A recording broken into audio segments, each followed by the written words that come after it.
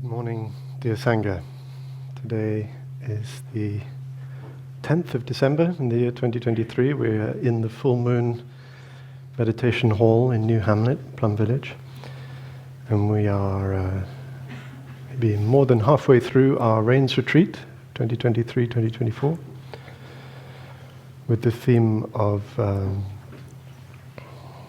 Buddhist ethics, or global ethics. How do we,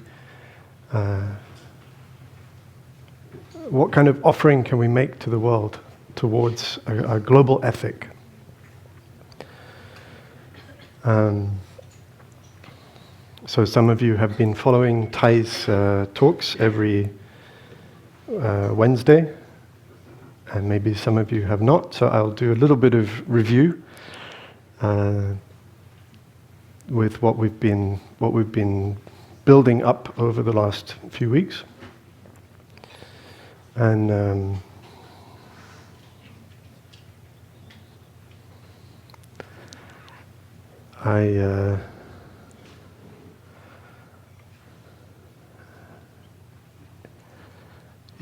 some of you who know me, you might be a little bit worried. Because I have a bad reputation for giving talks that are very long. So I'm going to do my best not to go on too long. It's quite hard to see the clock from here, so you might have to help me.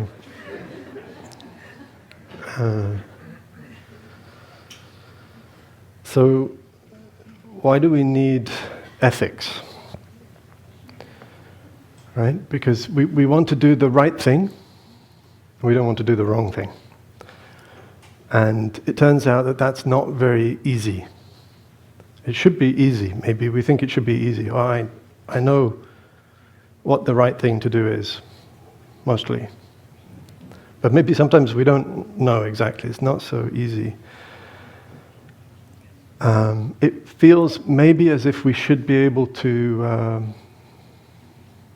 know intuitively, just to feel in every moment what is right, what is wrong, to make decisions based on that. But I just want to point out that if we look at the state of the world now, it seems that not everything is going well, right? There is some suffering going on. And so if ethics was so easy, maybe we would be in a better situation.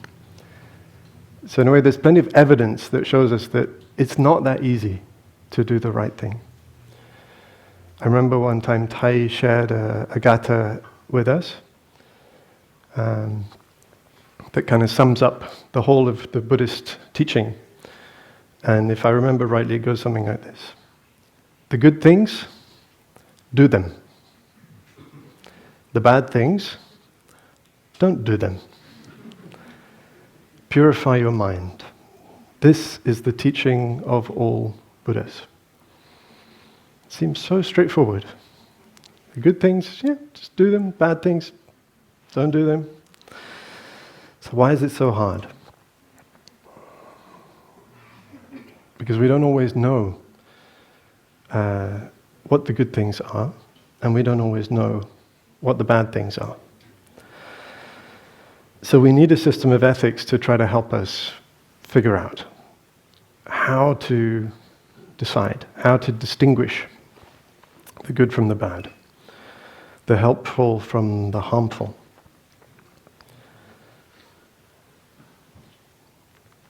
And even if we know sometimes what the good things are and what the bad things are, sometimes we still do the bad things, even though we know. Or the good thing, we struggle to do it, even though we know. So why? Because we have habits. We have very strong habits. And we have blind spots. We have a kind of ignorance about ourselves. So hopefully, in the course of today's session, we can look a little bit more into the nature of those blind spots and help each other to see them.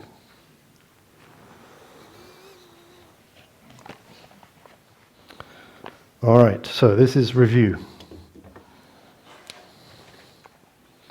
So we have normative ethics.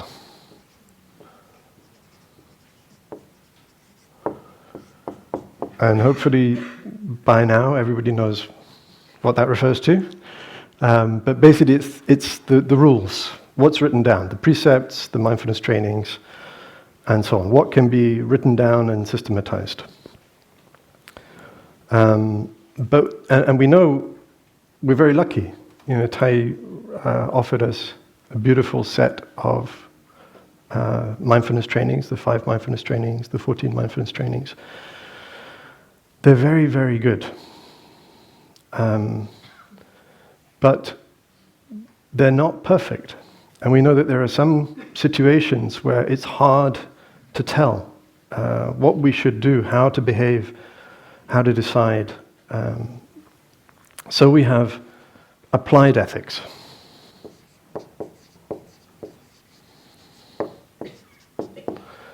And that is, maybe we can say that is the willingness to look at the difficult cases and to make exceptions and to try to decide case by case. So that means that we are going to make a determined effort to look at the cases that are hard to decide, and then we want to have a way to figure out, in those cases that are hard to decide, what sort of how to decide, how to think about those difficult cases. So in the course of the last few weeks, Tai has been offering us these wonderful principles or pairs of principles to help us figure out these difficult cases. So I'm not going to mention all of them, but we start with pain and pleasure. So in principle, we know that we want to do things that reduce harm, suffering, pain, and increase well-being and happiness. So it should be fairly straightforward. This is Ko and Lak. And then, but as Tai has given many examples, we know that there are some kinds of suffering that are actually beneficial for us, that we need some suffering to learn, to grow, and to develop our compassion. So it's not enough just to decide on the basis of pain and pleasure. We need to ask ourselves, is it beneficial or unbeneficial?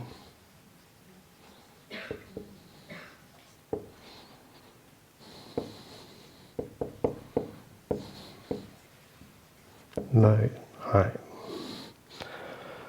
But how do we even know if it's beneficial or unbeneficial? There are times we might think something is beneficial out of self-interest, but we might not have a clear mind. We might not have the clarity to even decide, or we might be being selfish unconsciously. So we need to know whether we are deluded or awake.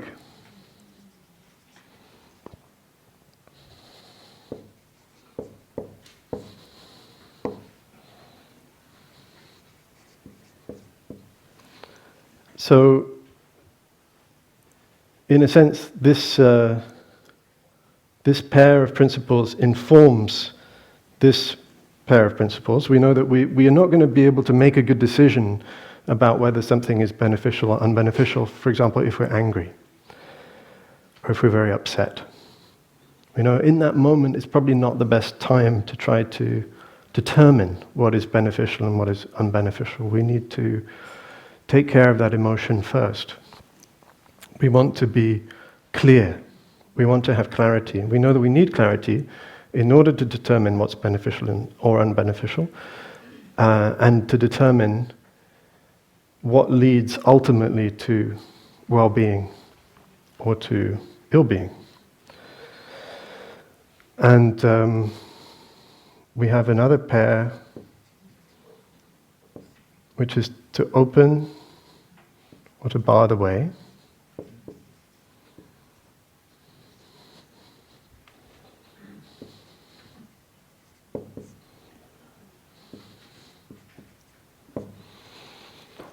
Which means that we know that in principle this system cannot be perfect. We know that there will be some exceptions to the rule. We know that we need some flexibility, and that in some situations we will need to adapt. The rule is not going to cover every possible circumstance. So it's a kind of there's a kind of humility in this. There's a humility about the status of a normative ethic. There's a humility even about language, about the ability, our ability, to account for every possibility in a written system. So we know that language is a map of reality, right? We can sort of make an attempt to describe the nature of reality in language. But we also know that language is not the reality, right? The name is not the thing. If I say apple, that's not a real apple. Right? It's just a sign that points towards an experience that you may or may not have had. If you've never eaten a kiwi, and I say kiwi, it's not much use to you. I could even I could use a lot of language. I could write a whole book about, a kiwi. It's like a little bit sour, it's kind of sweet, it's green, it's juicy, a little bit furry on the outside, and you're like, what? What is this thing? But it's not an apple, it's not really an orange, it's nothing like a banana. I could go on and on and on for days, and it would be essentially useless. Maybe a little bit helpful, but I can't describe to you the experience of kiwi. No matter how many words I use, you have to bite. You have to see for yourself. So we know that language is limited, and so we know that anything we write down, any system of rules, no matter how careful we are, no matter how much effort we make, is going to be limited. It won't account for every possibility. And we recognize that. So we recognize that there are some situations where we will have to be flexible, to adjust. And then Tai added to uphold.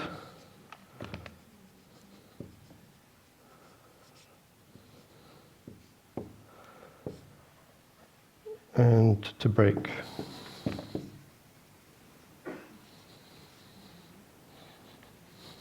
G.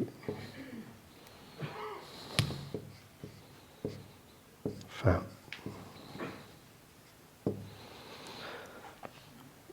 So, in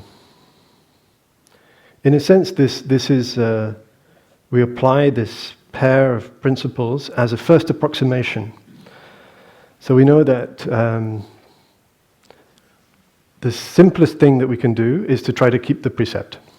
Right? So we have the precept, we try to keep it whole, we try not to break it.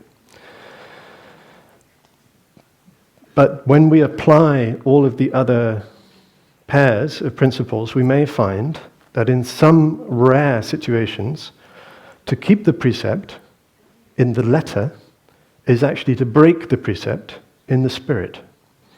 So Tai gave the example that, if in a war situation,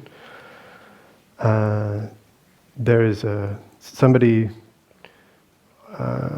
trying to kill somebody else, and they've hidden themselves, and you see where that person is hidden, and the assassin comes and asks you where they are. Right? So in principle, we don't lie. So our commitment is to not lie. So we want to tell the truth.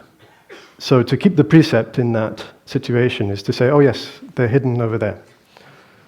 But that's pretty obvious that at a deeper level, we are breaking a more important precept, which is to protect life.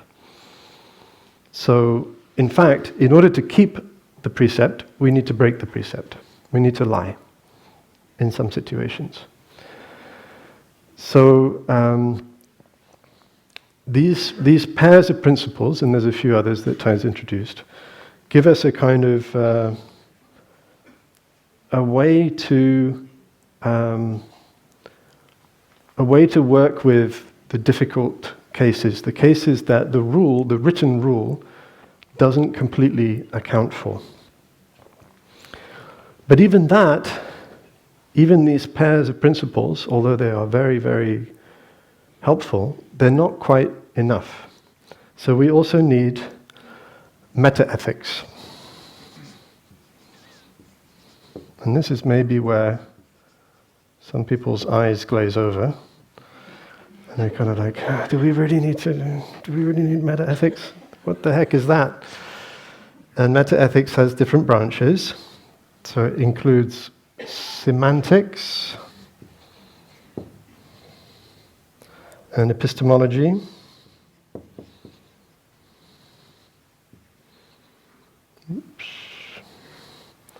and ontology.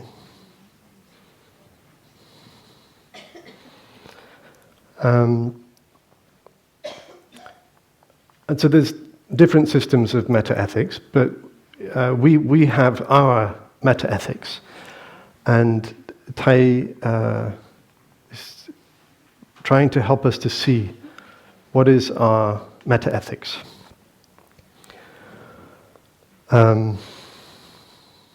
So in Buddhist teaching, we have semantics, epistemology, and ontology as well. So semantics we've already looked at a little bit this morning, because in a sense it's the understanding of the status of language. So how much trust do we have in language to describe the true nature of reality? And in Buddhist terms, maybe not much. So we have what's called conventional designation.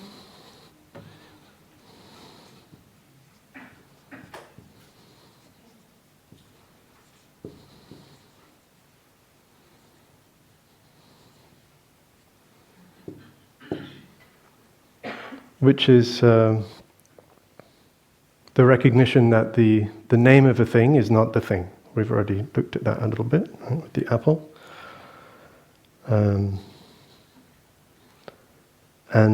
So we are a little bit wary about language, about how useful it is, and we're cautious that it might mislead us. In terms of epistemology, there's a lot of Buddhist epistemology. I'm not going to go too much into it right now, but we have, in a sense, it's how do we determine what is knowable and what is not knowable? What kind of deduction can we rely on? Can we use inference and deduction? Or is there such a thing as direct insight into the nature of a thing? And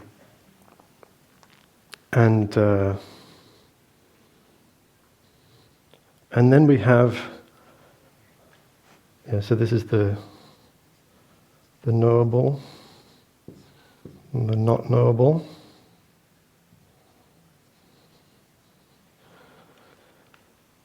It's like, what is the status of our knowledge? How much do we rely on knowing, even? How much do we put our faith in knowledge? And then, in terms of ontology, in a sense, ontology could refer to our worldview. what do we believe about the nature of reality? And how do we determine the nature of reality? So, the simplest thing that we could point to here is the notion of right view.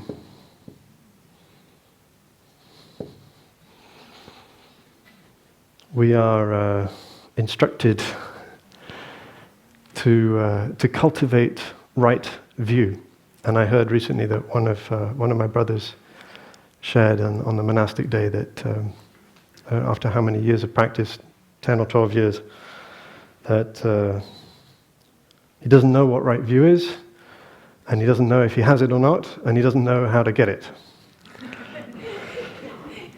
So maybe it's worth looking at, because it seems to be quite important. And how would we know if we had it? And what constitutes right view?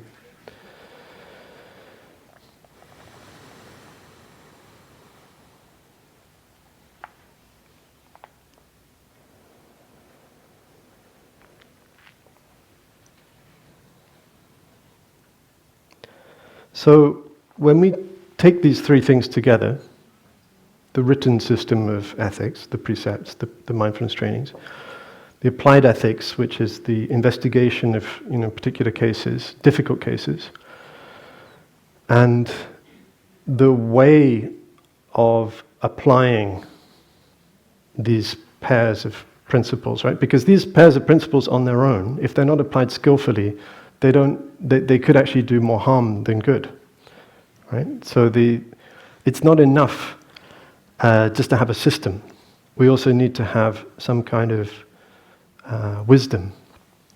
We need to have this right view, whatever it is. And because maybe we don't have it, or we don't have it completely, we need a way to cultivate it.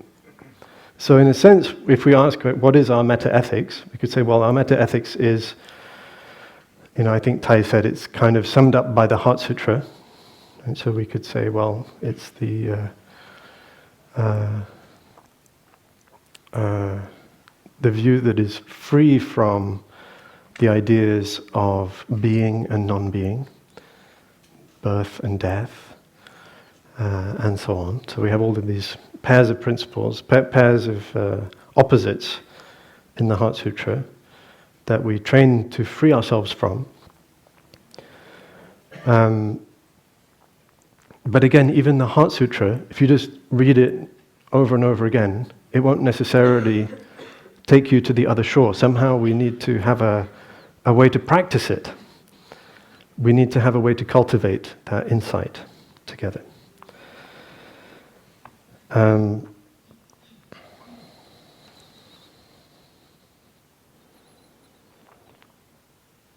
So all of these things function together.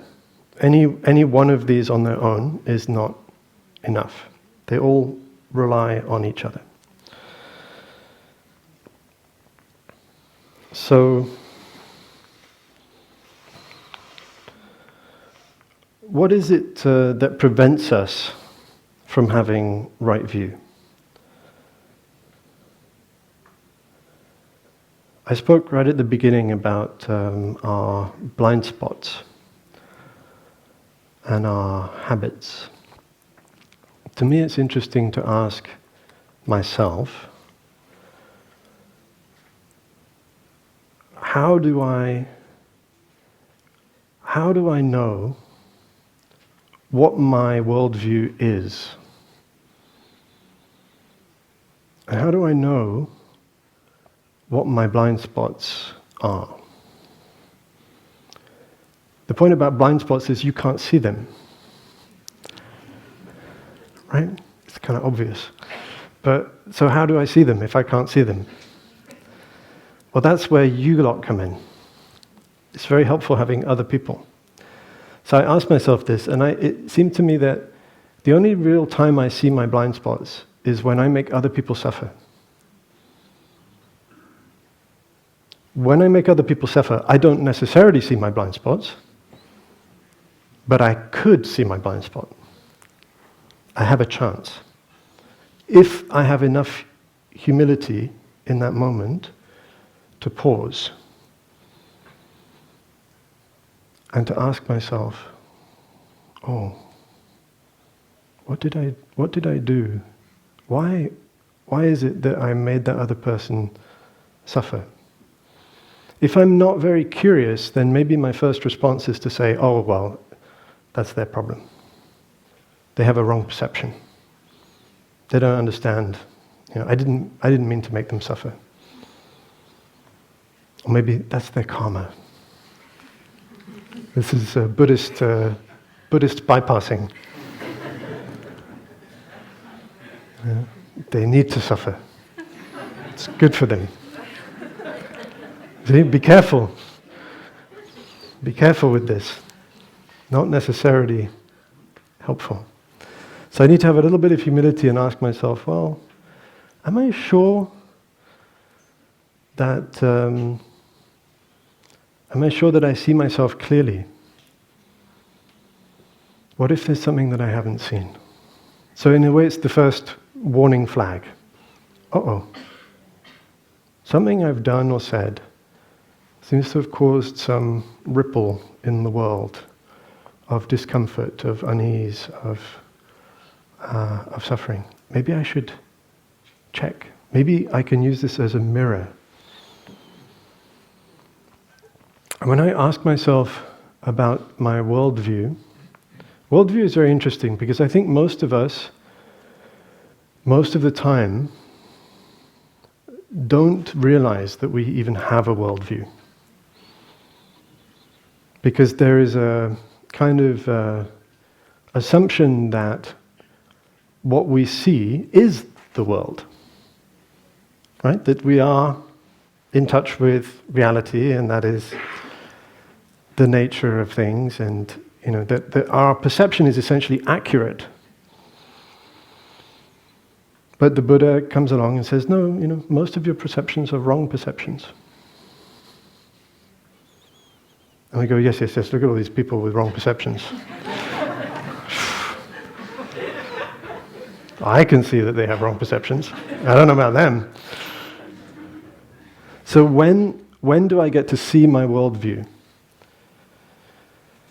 Or when do we collectively get to see our worldview? In a sense, I'm putting it a little bit in the same category as your blind spots. But it's a collective blind spot. So as long as things are going more or less okay, as long as our culture is relatively unchallenged, our worldview is essentially invisible. The time that it becomes visible is when it starts to break. When things start to go wrong. Or when it's challenged. So it can be just by, in the course of history, as different cultures mix, our worldviews are challenged because suddenly we are confronted with people who have a very different worldview. And again, we have an opportunity in that moment to see, oh, I actually have a worldview. Right? But that's only one possible reaction. The other possible reaction is, look at all these people. They're so wrong. They don't agree with me. They are bad and evil. I must destroy them. And we've had that reaction many times. We still do. But if we take it as an opportunity, it may allow us to actually see something that we couldn't see before. So, to maybe take a slightly less charged example, we can look at scientific progress. So, science formulates theories, hypotheses, which we then translate into experiments. We do the experiments. So we make a prediction, we do the experiment, and we test the prediction. right? Was the prediction accurate or inaccurate? So the theory provides the prediction, and then we test the prediction with an experiment. And if the theory is good, it makes good predictions, all the experiments go well, we keep making more experiments, until at a certain point we make an experiment, we make a prediction, we test it, and the prediction fails. Oh, what happened? Maybe I should do the experiment again. Check. Maybe I made a mistake in my measurement. Maybe I need to redo my calculations based on the theory. And it goes wrong again. I make another wrong prediction. So again, I am faced with a choice. I could say, well, it's obviously not a very important experiment. Let's not worry about that. Let's focus on all the experiments that make nice predictions. And they're all good. That must be a special case. Not very important. And we've done that many, many times. And we have refused to look at the evidence which is in front of us. For example, we had a theory that the Earth was the center of the universe. Right? And the sun went around the Earth, and all the other planets too, and we had a very nice theory called Ptolemaic epicycles. It's actually quite complicated to account for the movements of the planets and the sun, but you can do it if you try really hard and you kind of squint and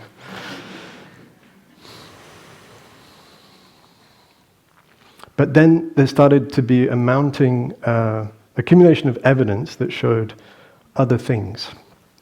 For example, that the moons of Jupiter were orbiting Jupiter, not us.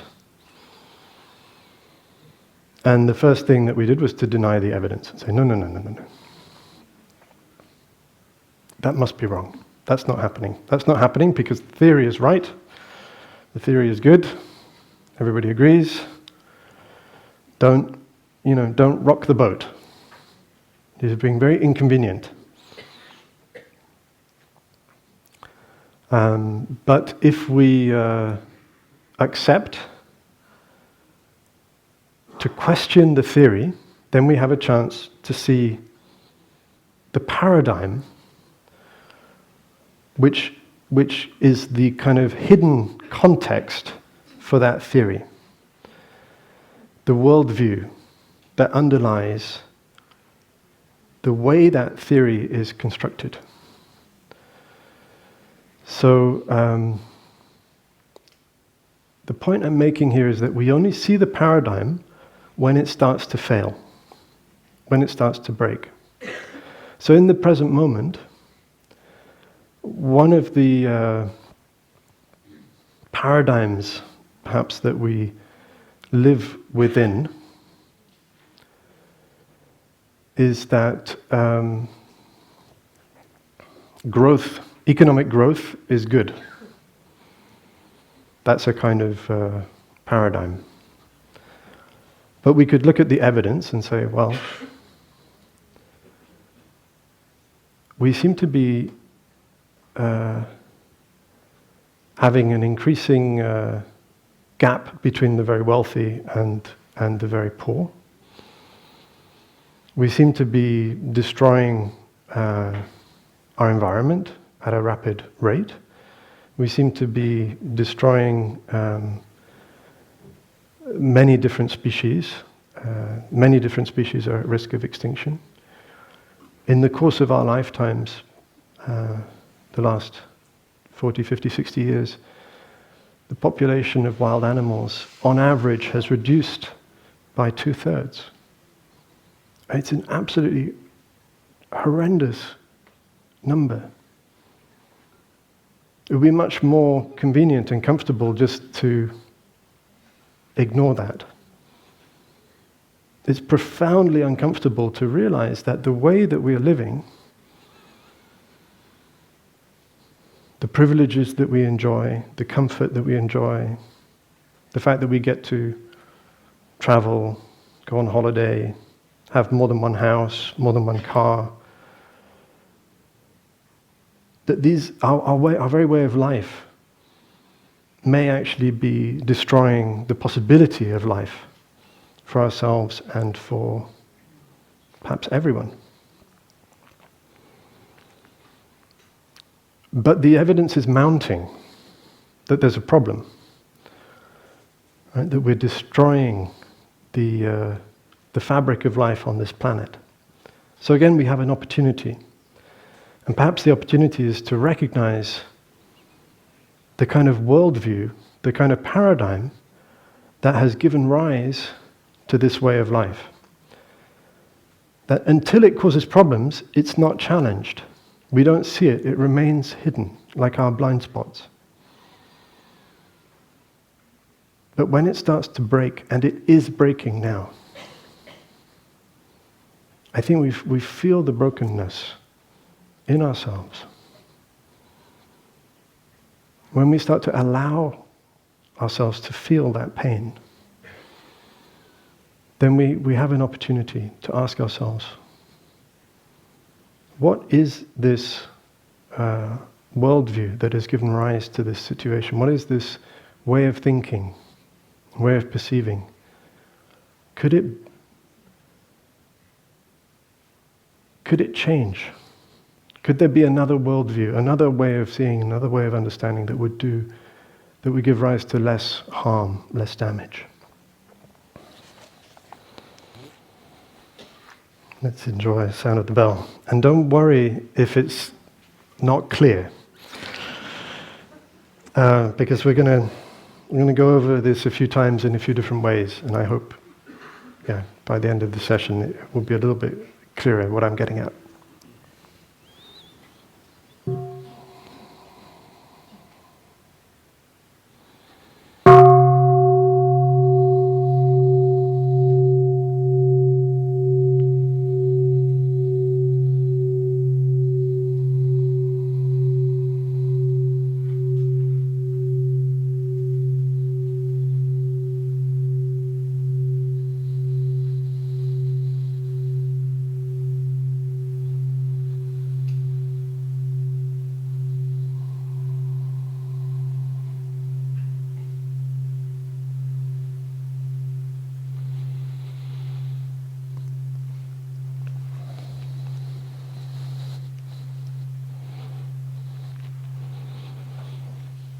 There's a passage in the Bible, in the Gospel of Luke, which tells the story of when Jesus was on the cross. He was being crucified, and the soldiers had taken all his clothes and were casting lots to decide who would get to keep his clothes and sell them. So he's already on the cross. And he says, "Forgive them, Father, for they know not what they do." Forgive them, for they know not what they do. So what does that mean?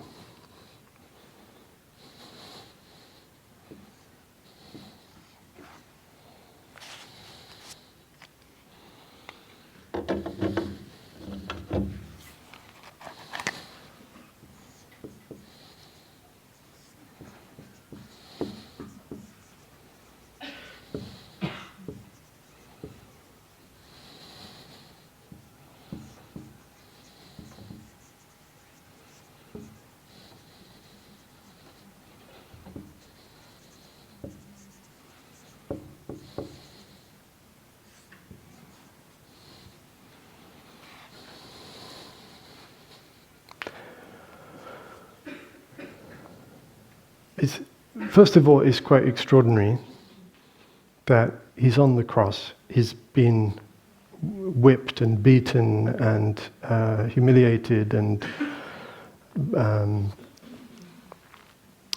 tried unjustly And now he's essentially being tortured. He knows he's going to die. And yet in that moment he doesn't think of himself. He thinks of these soldiers who are the ones who have just nailed him to the cross. And his thought is not of blame or hatred, but it's of forgiveness. It's quite extraordinary in itself. But what does it mean? Because at first it kind of seems obvious, but then the more you look at it, it's not so obvious. They know not what they do. Why not? They do know. They nailed him to the cross. They know exactly what they did. So what does he mean? He doesn't mean that, literally they don't know what they did. Let's say that you're a soldier and you have to press the bomb. You press the button that drops the bomb. And you know that civilians will be killed, children. And we know there are people in that situation right now. And they still press the button that drops the bomb. Do they not know what they're doing? Of course they know. They know they're pressing the button. They know what's going to happen. They know that a bomb will be, or a missile will be launched. They know that an explosion will happen. They know that people will be killed. They know that civilians will be killed. So what does it mean? Because those soldiers who put Jesus on the cross and crucified him, they knew what they were doing. But they were just following orders, right? They didn't really have a choice. As far as they knew, Jesus had been tried along with the two other criminals who were beside him. They were just another day. But the implication here is that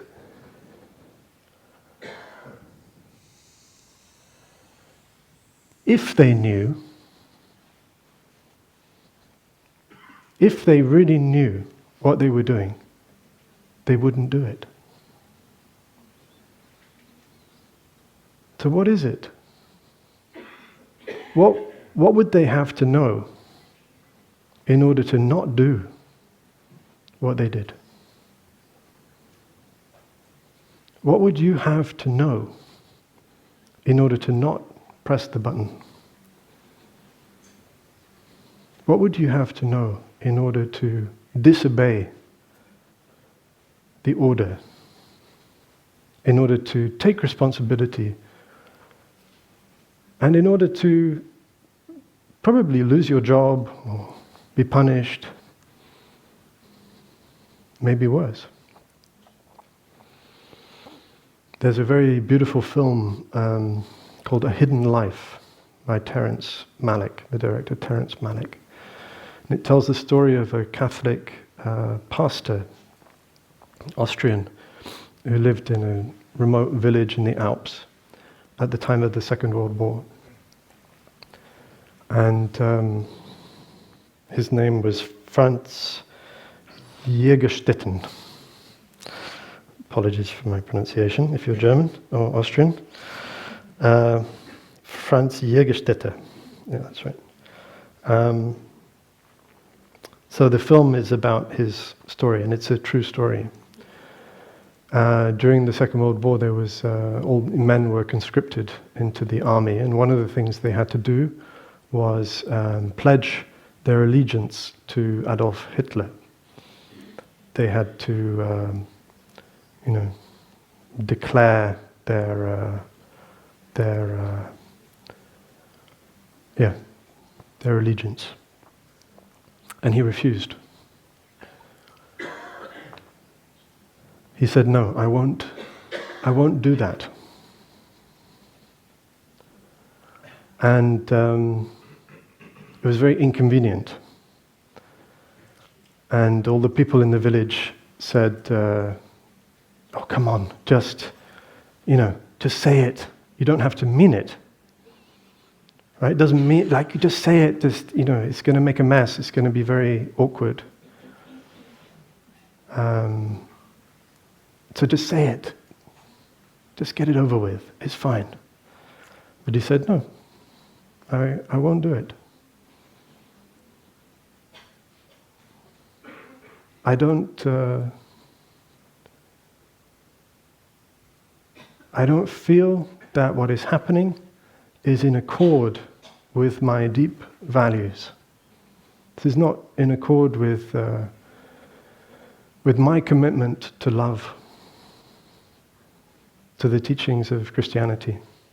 I feel like my ethics are being compromised and I won't do it. And the case escalated. So first it went to the local village authority and the mayor.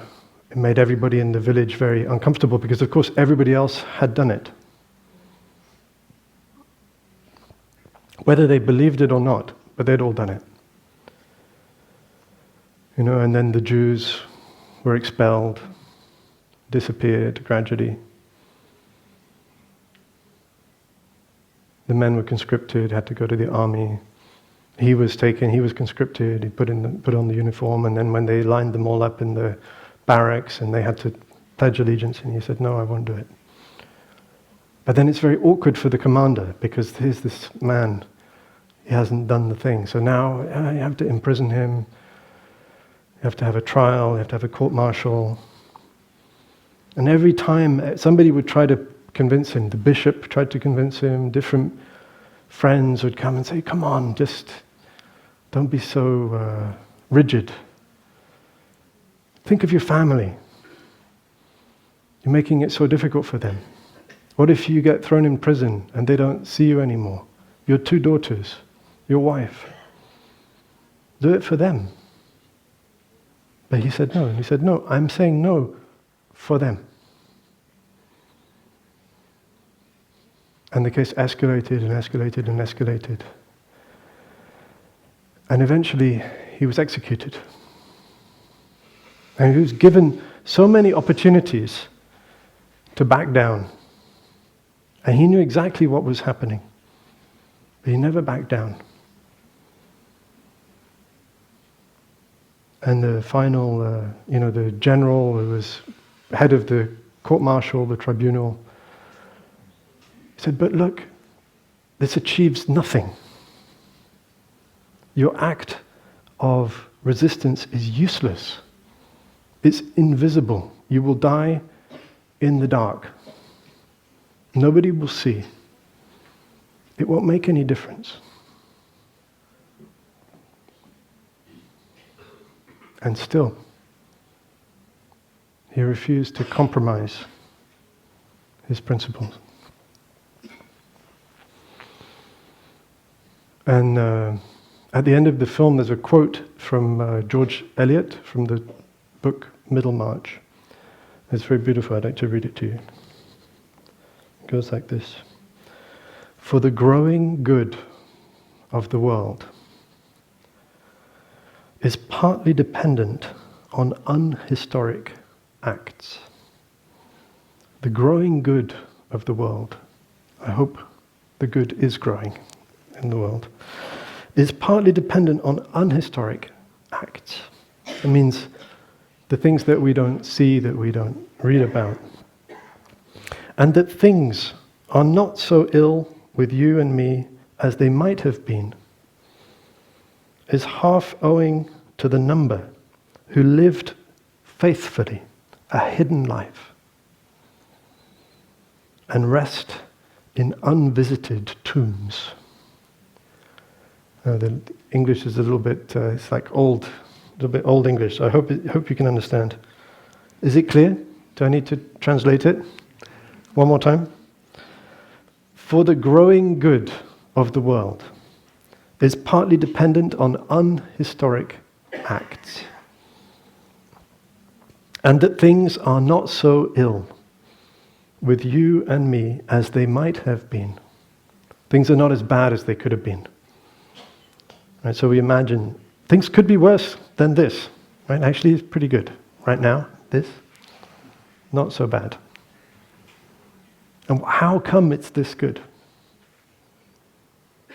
Is it because of the big dramatic acts, the things that we read about in history books, or is it lots and lots and lots and lots of tiny, hidden actions that we will never know about? That's what this is pointing to.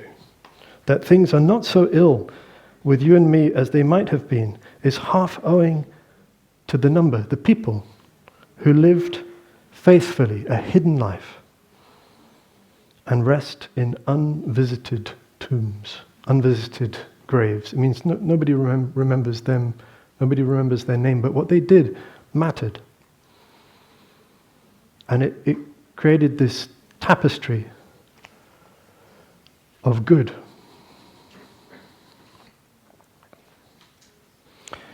And the interesting thing about this act is that actually throughout the whole film, as you are learning about this story, what you realize is that in fact his act was not forgotten. The story was told, it's being told now.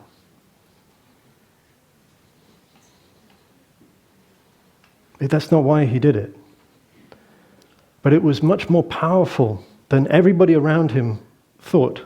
Everybody around him said, this will be erased, it will make no difference. You will be executed and forgotten. You are powerless. But he knew he had a different kind of power, that his integrity had power.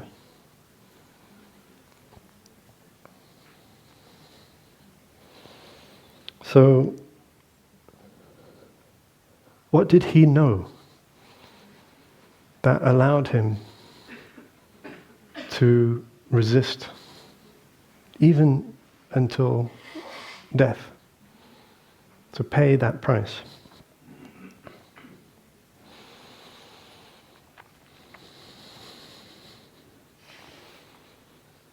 And if we think about the situation of the world now, right now the COP is happening in the United Arab Emirates. And one of the things that's being decided, that's being discussed, is whether or not to agree on the language about phasing out fossil fuels. So far, the fossil fuel lobby has been successful. In all of the previous COPs until now, fossil fuels, in fact, have not even been mentioned. It's quite remarkable. So what they are happy for us to put in the agreements is to talk about the emissions, right? Carbon dioxide. So they say, yes, we should reduce emissions. But they are very resistant to including the cause of those emissions, which is burning fossil fuels. They don't want us to look at that. And they want us to instead look at how we can draw down carbon from the atmosphere with essentially unproven carbon capture technologies. For the moment, I think the best carbon capture, mechanical carbon capture that we have, can, over the course of a year's operation, I think it can absorb the last 12 seconds of greenhouse gas emissions. So, not quite sure that one's going to work. But that's what the fossil fuel industry would like us to believe. Because then it allows us to keep burning more fossil fuels. And in fact, there's a letter that was just leaked recently by OPEC. OPEC is the, sort of group of oil-producing nations. It's a cartel, essentially. And they were writing to all of their member states and saying, we want you to resist and refuse this language of phasing out fossil fuels. This is very bad. Bad for what? Bad for business. Bad for their business. But are they the enemy, these people? Are they evil? Are they the problem?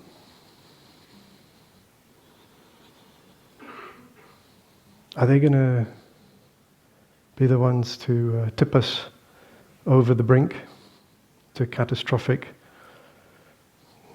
climate breakdown, tipping points? It would be, in a sense, convenient to see this group of people as the enemy. To blame somebody, to have somebody to blame. The oil CEOs, the billionaires, the corrupt politicians, the corrupt journalists.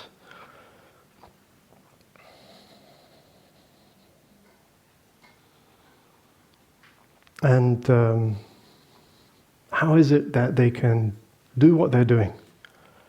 And one of the things that is being said, for example, about the company Exxon, is that they knew in the 80s already. They'd done lots of scientific studies, and they knew about the consequences of emitting carbon dioxide, of burning more oil, that it would cause heating, that it would cause potentially catastrophic breakdown of our life support system. They already knew in the 80s. So can we forgive them? If they knew?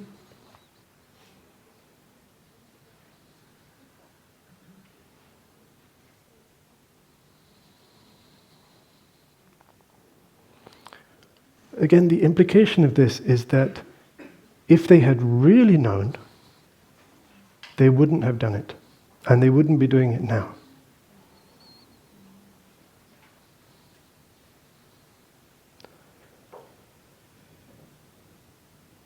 So what is it? What is it that they didn't know? What is it that they don't know? What is it that we don't know that allows us to continue with our lifestyle? To continue to pretty much ignore the problem. We do a little bit of recycling, feel bad about taking the plane. Right? Still take the plane. But we feel bad about it.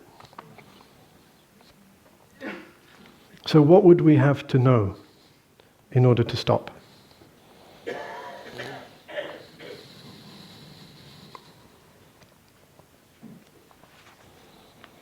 want to talk about cognitive dissonance.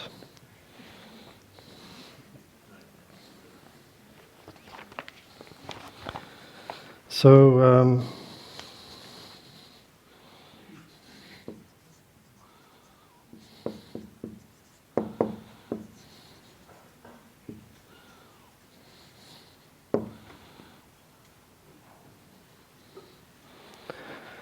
cognitive dissonance is fundamentally a feeling of discomfort.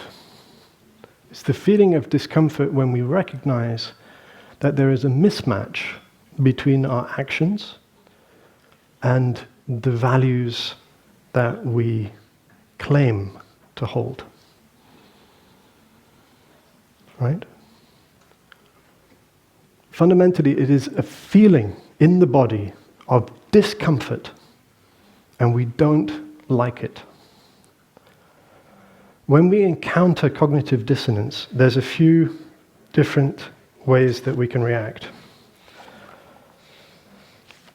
So, let's say, for example, that we've decided to go on a diet, right? And yet, suddenly you find yourself eating a donut, right? So suddenly, it's like, I don't know how it happened, but there you are with your donut. So maybe for a moment, you feel a little bit uncomfortable. Well, I was going to do this diet, but donut. So good. So you have some options. And broadly, there's four ways that this can go. So first of all, you can change your behavior. No more donut. Put it down. Don't have to finish it. But, let's see if we have any other options. Or we could justify our actions. I shouldn't be too rigid. Come on, I'm a human being. I had a hard day. I should be kind to myself, right? Don't we practice self-compassion? Come on. Don't be so dogmatic. Right? I'm allowed to cheat. I'm a human. Oh, of course, we never do that. Or we justify by adding other behaviors. So we say, oh, it's okay, I'll go for a run later. And whether or not we actually go for the run, it's another question. But in that moment, it's fine. I'll compensate. Right? I'll plant a tree. Take the flight, plant a tree. It's okay.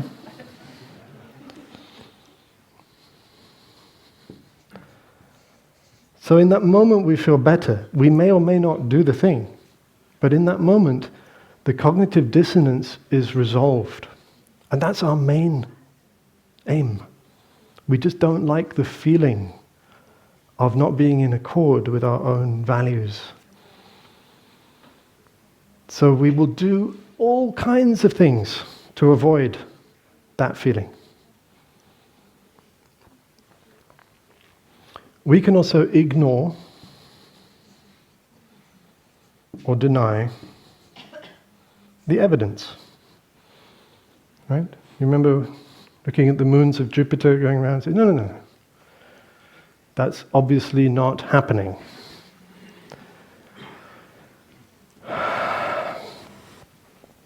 Was it Copernicus who was burned by the church? Is it Copernicus or Kepler? Copernicus, right? No, Galileo, sorry. He said something like this, e per si muove. And yet it moves. When he was put on trial, and the church said, we will burn you for heresy. You have to deny, recant, repent your heretical views. And he said, and yet it moves. I cannot deny the evidence. Look, there it is, going around. What do you want me to do about it? Look, I am not prepared to deny it. And so he was killed.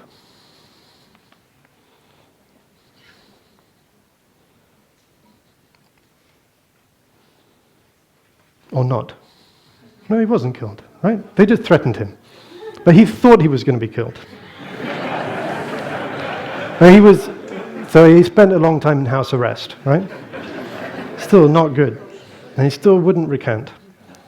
So my history is a little vague. But with the donut, we could be like, oh, donut's not so bad, It's not that unhealthy.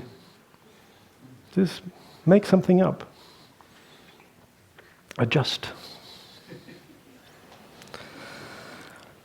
So we need to know that we do this to avoid an uncomfortable feeling, right? There's another principle I want to offer us, which is called the pyramid of choice. This is a pyramid. So this is a metaphor that describes what happens to us when we it's to account for our behavior and the way that we adjust our views and our values to account for our behavior.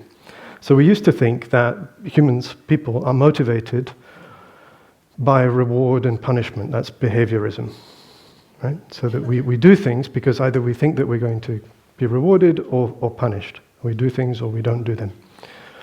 Turns out this is not the whole story. So to illustrate this, we take a case of two young people, students, who have to take an exam. And they are very similar in their beliefs, their ideology, their politics, their ethics. They're essentially, they hold the same kind of views. And in the exam, they come across a question that they don't know how to solve. Right? They blank. Uh-oh. And they know, if I don't answer this question, I will fail. Right? So this is a hypothetical situation. We imagine, just go with it. Okay? So they know, I'm going to fail. And they have an opportunity to cheat. It's easy, they won't get caught. Right? So they know that they can cheat and they can get away with it. And so they're in a dilemma. It's uncomfortable. Right? Ethically, I shouldn't really cheat, but if I do, then I pass, I can get a good job, everything will be great. And if I don't, I'm going to fail. This is going to be really a big problem. And so the moment of choice is uncomfortable. And typically what happens to us in a moment of discomfort is that we jump to a conclusion just to avoid the discomfort of having to make that decision. And the choice might be almost random. It's not really... We don't make the choice based on some deep reflection. We just make the choice in order not to feel the awkward situation of being undecided. So to get rid of that discomfort, we just decide. So one of them decides to cheat, one of them decides not to cheat. So then what happens, typically, is that we adjust our views and our values to fit the choice that we made. Right? Usually we think it's the other way around. We think we have beliefs and values and we make choices based on those beliefs. In fact, very often we make decisions, sometimes without thinking through them very carefully,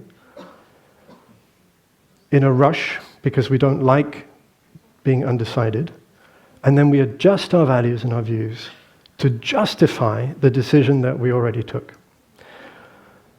And what can happen over time is that our values and our belief systems so in the case of these two people, they are standing at the top of the pyramid and they have to decide, either I cheat or I don't. And they have the same values and opinions. And they make their decision, and then after some time, maybe after a few weeks, their values and their beliefs start to diverge. So, if you think about it, they both have to give up something in order to get something else. So one of them gives up their integrity in order to get the grade. The other one gives up the grade, the exam, in order to keep their integrity. And if you've given up your integrity, what can happen is that after some time, in order to reduce the discomfort of that, the cognitive dissonance of that, you decide that actually cheating is not so bad. Cheating, in some cases, is okay. It didn't cause any harm. Look, I got a job, now I have a family, I have a career. I wouldn't have been able to do any of this if I hadn't cheated. So it's not that bad. Right? And then you look at people who are very dogmatic about never cheating as being kind of like, why so rigid? You may even start to dislike people like that. For the person who didn't cheat, they sacrificed passing the exam, and so gradually they find themselves being more and more judgmental about people who cheat. Those people are bad. Because they were tempted, and they know they could have gone that way, but they didn't, so they need to feel good about not having made that decision. So you entrench. Cheating is disgraceful. We can come to dislike or even hate the other person. And we find that our views become very, very divergent. So,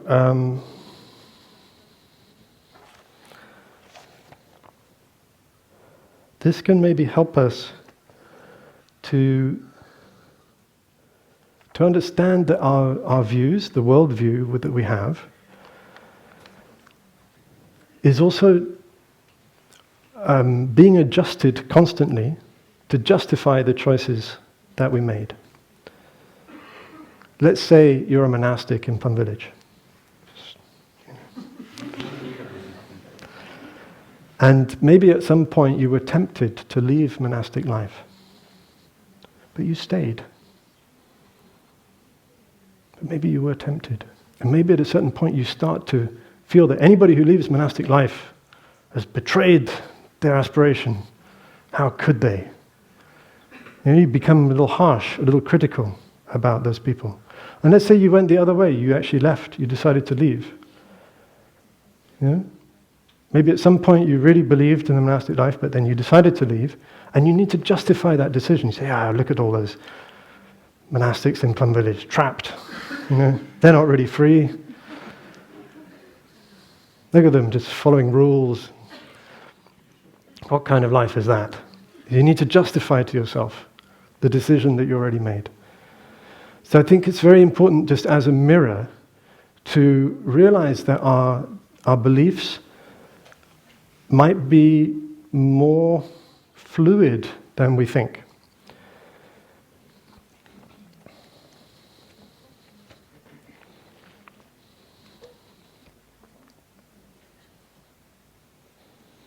Let's enjoy the sound of the bell.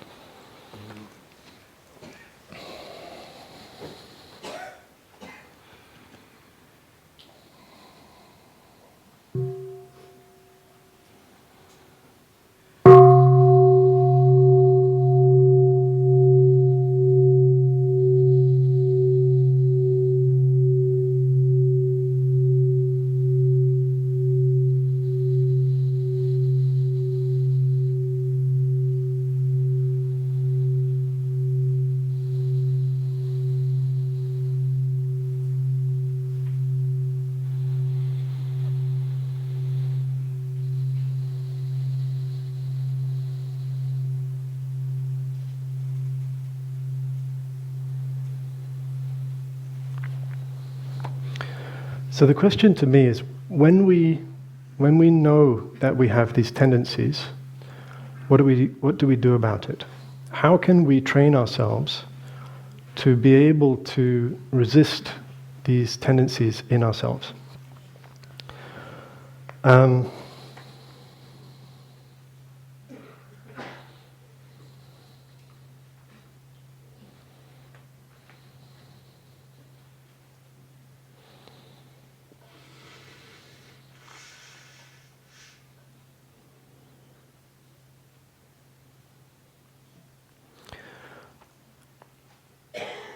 If I ask myself what it was that the soldiers who crucified Jesus didn't know,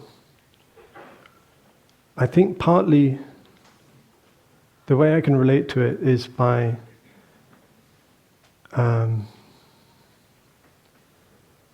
looking at cognitive dissonance. We're looking at how we avoid knowing what we do in fact know. And one of the ways that we do that is to basically avoid feeling anything. Because our body doesn't lie. Right? Our feelings don't lie. And cognitive dissonance is fundamentally that. It's a feeling of discomfort. The body is telling us, hey, something's up. So one of the things that we can do is ignore that. And our culture really helps us to do that. There's so many ways that we can ignore what we're feeling, that we can distract ourselves. We can distract ourselves with work, we can distract ourselves with entertainment, with consumption of various kinds. There's all kinds of ways to avoid feeling what we are feeling. And we are profoundly averse to any kind of discomfort, especially a kind of moral discomfort. So we will go to great lengths to avoid feeling what we're feeling. So if we put this the other way around, if we ask ourselves, well, what would I do if I knew about this tendency in myself? I would want to find a way of training myself to accept discomfort. I would want to find a way to train myself to be comfortable with discomfort, to allow myself to feel it. And I would want to investigate and ask myself, I want to look very carefully at the kinds of things I do to avoid feeling it. And the ways I have of justifying my behavior.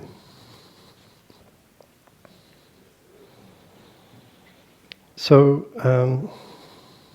we know that we are interested in the cultivation of right view, okay? And, you know, everybody's heard the Heart Sutra a few times. We know it's something to do with emptiness, right? I said the other day, that emptiness embraces form, and form embraces emptiness. This is interbeing of emptiness and form. And we know that understanding emptiness has something to do with letting go of the notion of self, right? Because emptiness is emptiness of what? Only one thing? Separate self? Right, okay, you know all this. This is good. So it has something to do with self. There must be something about the view of self which is not right view. Okay, so we can look a little bit more deeply into self view, and Buddhism is great because it has lots of lists. And there's a list of 4 different kinds of self-view that may be an obstacle.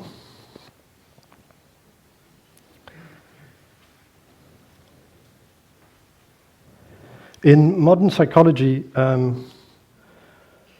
we can look at the pyramid of choice as being a way to maintain our self-positivity bias. So the self-positivity bias is basically the belief that I'm okay, I'm a good person. I may even be better than other people. Right? Basically, and its self-positivity bias is what's operating, you know, in every kind of action movie, or in pretty much every movie. Right? There's goodies and baddies, and it's very clear.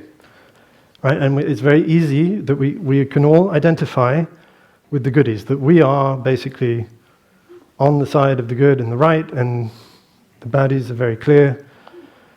It's morally unambiguous, and we feel so good. Our self-positivity bias is confirmed. We like that. But there's a problem with the self-positivity bias because it implies an other negativity bias. Right? If we're the good guys, it means somebody else, maybe the oil CEOs, are the bad guys. And if we are committed in a deep way to non-violence and to peace on earth, then we know that maybe this is not the way to go. Not to take the path of blaming others, of making others responsible for all the bad things. We have to see in the light of interbeing.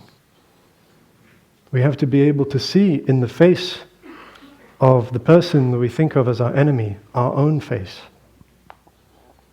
We have to learn to see the world as a mirror. That when we ask, what am I, who am I, it's not just this, but it's also that. So we want to uproot the self-positivity bias, and Buddhism is a bit more precise.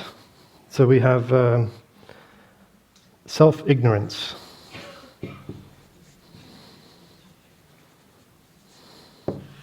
This is Atma Moha.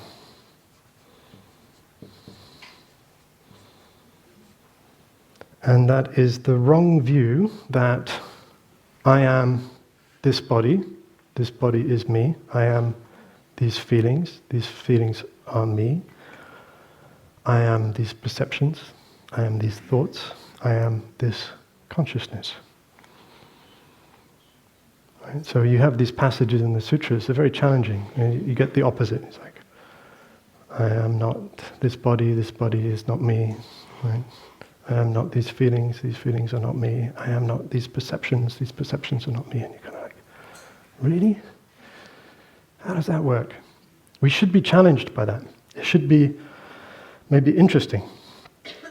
Because this self-ignorance, this belief that I am this and I am not that, leads to the belief that what happens to other people effectively doesn't really matter to me. It's not really of any concern to me.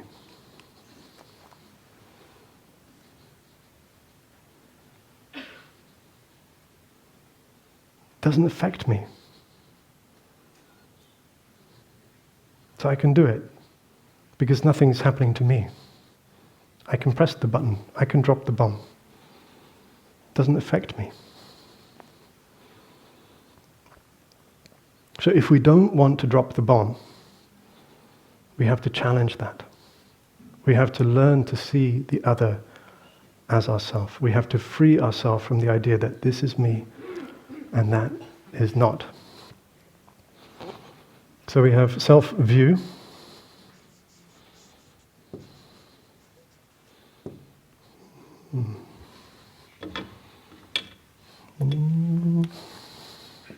Oh, this is better. Self-view is Atma Dristi.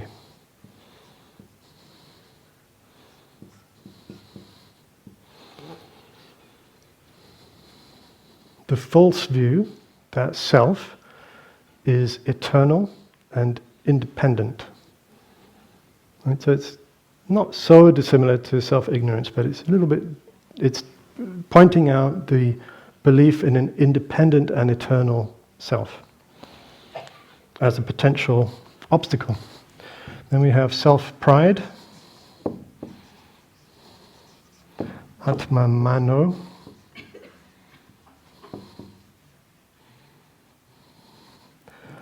And this is the attitude that we're better, more intelligent, more beautiful, more important. It's very interesting that, at least in some cultures, this is very, very, very strong. So they did some experiments with the teaching staff at a university, I think the University of Nebraska in the US. 68% of the teaching staff rated themselves in the top 25% of for teaching ability. It's interesting, right? So 68% believe that they are the top 25%. There's a problem. 94% of them believed that they were above average intelligence. Okay, relative to the university. 87% of students at Stanford, I think in the business school, 87% rated their performance as above average. Really? Interesting, huh? So we could ask ourselves in the Sangha, how do we rate our practice? Definitely above average, right? But if 95% of us rate ourselves as above average, then we have a self-pride problem.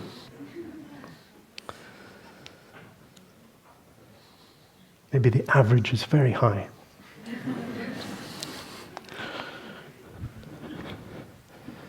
Then we have self-love. Atma sneha. Doesn't sound good, does it? Atma sneha.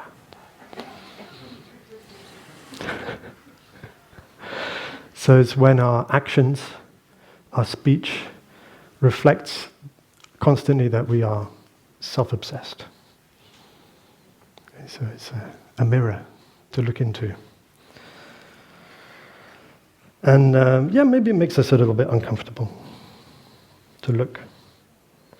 But I believe, because of this, when we know about this, it means we should be inclined to go towards our discomfort. The kinds of things that we want to avoid maybe are the things that we should pay attention to, look at,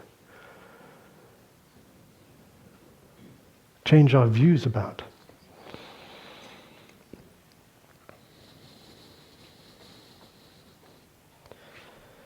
So,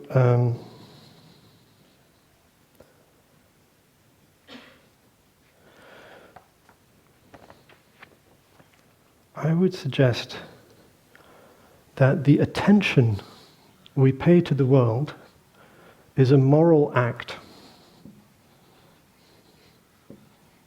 Attention.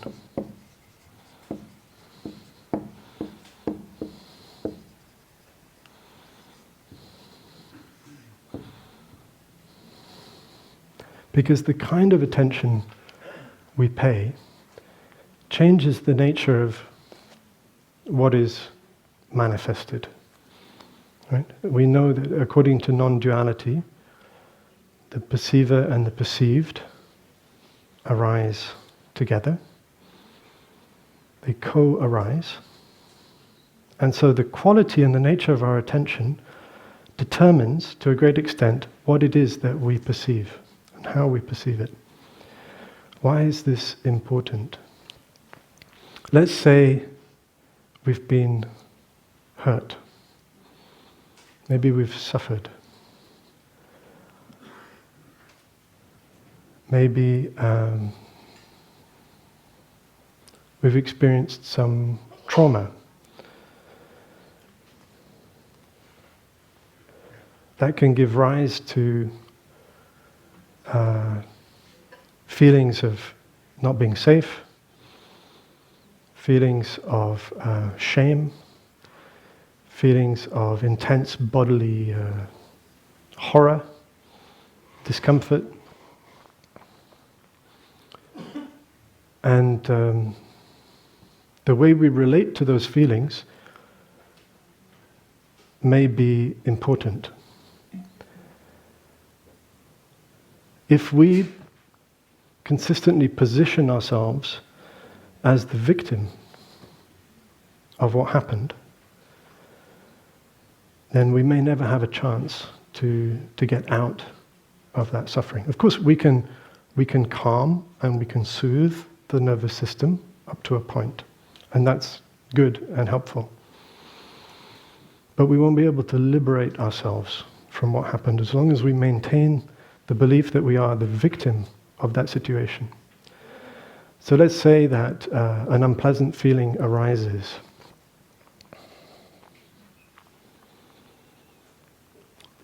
The quality of attention that I give to that feeling matters. It makes a difference. If I believe that the object of my life is not to feel any discomfort, to avoid at any cost all discomfort, then I am at risk of this, of cognitive dissonance, of this. I am at risk of doing things and allowing myself to do things that are fundamentally and profoundly against my values, my beliefs. Because I've trained myself to avoid discomfort. But there is an alternative path. So Tai offered us the mantra, "This is a happy moment," right? Which is very difficult, if you're suffering. Especially, let's say you've suffered some serious trauma. And when that flashback or that memory is present, it seems like a little bit unrealistic to say this is a happy moment. I know that when I first heard that teaching from Tai, I did not like it one bit. Like, this is not a happy moment. This is a suffering moment, and I have a right to suffer. But I believe that part of our meta-ethic, part of our system of training for the cultivation of right view and the cultivation of the ability to apply the pairs of criteria that Tai has offered us effectively, is a training in learning to be comfortable with discomfort. Right? We know that our current paradigm is leading us on the path of destruction. And we know we need a change. But it's very challenging, very uncomfortable to resist the force of collective habit which is sweeping us along. It's much easier to say, well, I just need to look after number one, I need to take care of my family, I'm going to take that job at the bank. Yeah, it's not completely in line with my ethics, but, it can't be that bad, probably those scientists are exaggerating. Maybe it won't be such a catastrophe. We have all kinds of ways to avoid the fundamental discomfort of what we already know. So if we are determined to resist, if we are determined to be part of that new paradigm that needs to emerge, we need to be comfortable with the discomfort. So what is the training that allows us to do that? What is the training that allows us to change our views? Right? What is the training that allows us to face our cognitive dissonance and go, you know what? I have been ignoring the evidence. I was wrong. I'm okay with that. I want to learn from that. I want to feel that. Oh, I did cause these people to suffer. Let me investigate that. Let me use that as a mirror to see my blind spots. So, yes, time. Okay, let's make this short. This is a happy moment. Might be too challenging. So I have a sequence for you. You can experiment with. It might be easier. This is a survivable moment.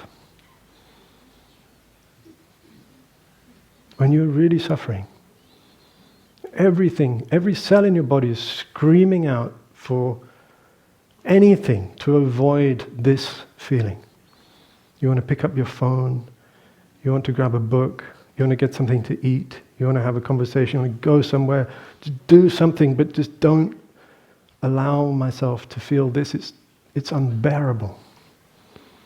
So what is the step that we can take in that moment to avoid the path that we know so well, the path of distraction, the path of avoidance, the path of business as usual, individually and collectively? So for me, that first step is something like, okay, I don't like it, but this is a survivable moment. I really don't like it, but it's not going to kill me. Even though I kind of feel like it will. But I can try as a hypothesis. Let me just test that hypothesis. Okay, yeah, I survived. Okay, so what's next? This is a tolerable moment. Yeah, okay, it's tolerable. Yes, I have to give a Dharma talk, but it's okay. I can bear it. This is an okay moment. See, it's gradually, it's like, yeah, okay. It's okay. It's not that bad. So staying with the feeling. We're training ourselves to learn to be comfortable with discomfort because we know that that's an antidote to cognitive dissonance.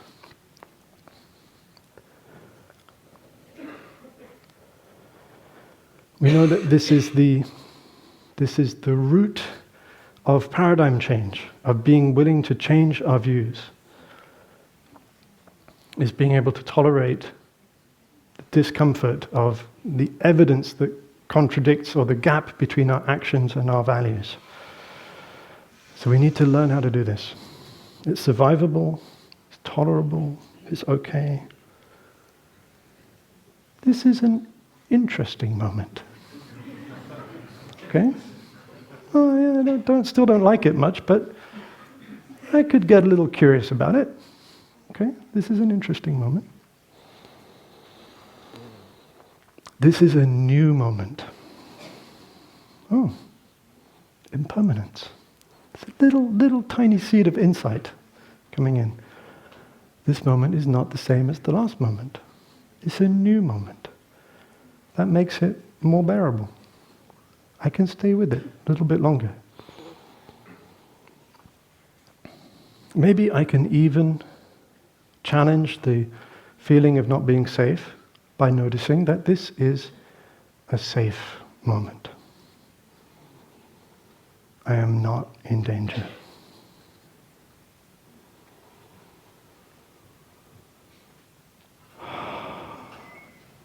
This is an okay moment.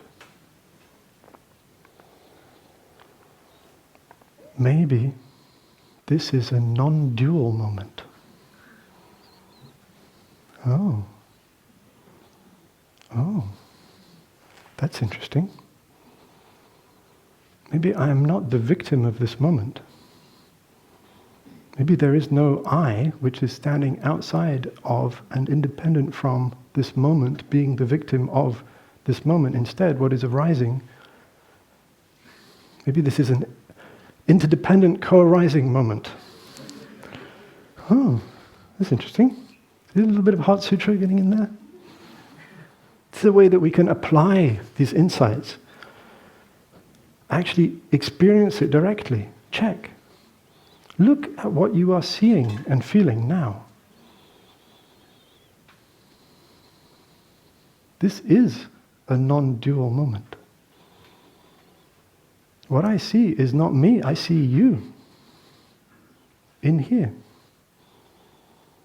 Right? And what you see is not you, it's me and everyone else. We are made of each other in this moment. It's very interesting. This is a fascinating moment. Maybe even this is a wonderful moment. And maybe this is a happy moment. So we need to be creative, to find a way to transform our view about the nature of suffering, to realize that it is not something that we have to avoid. It may be our greatest teacher.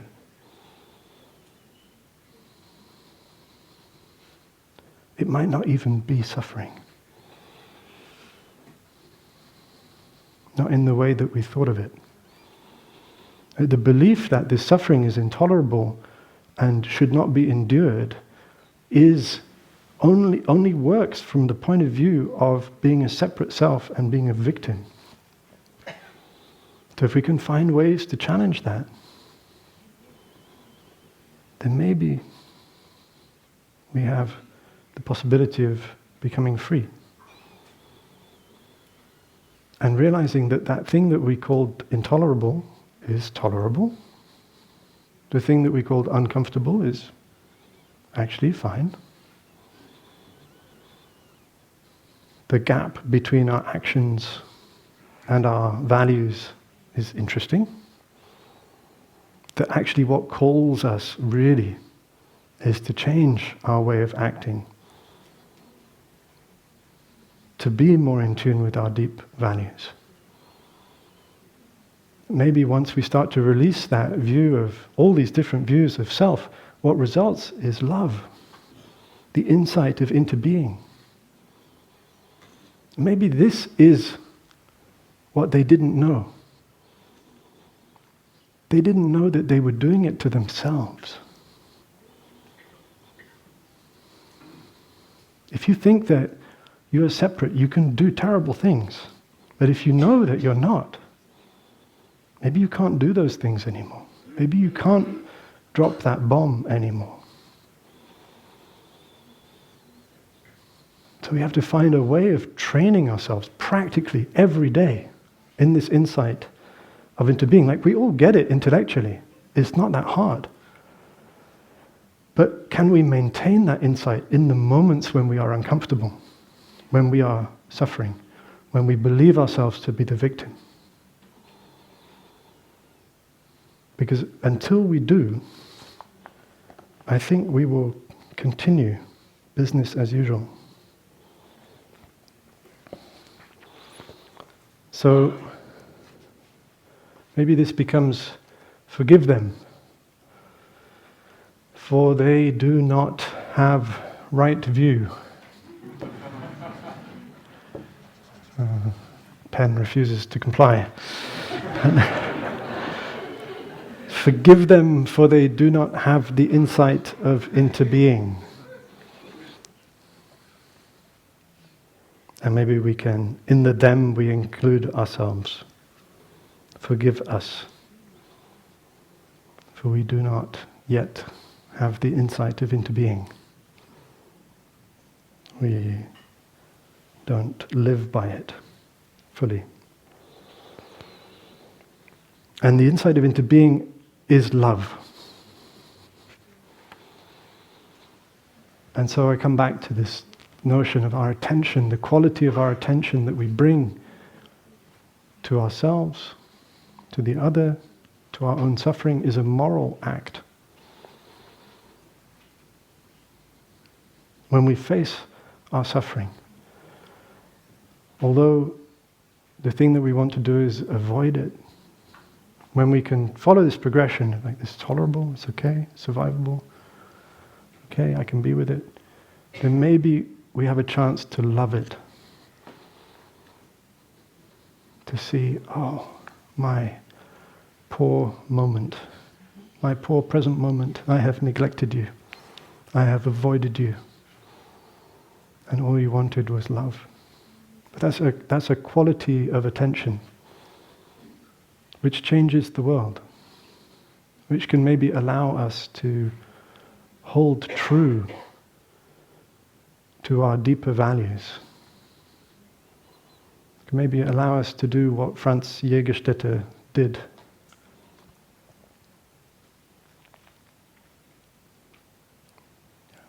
Thank you.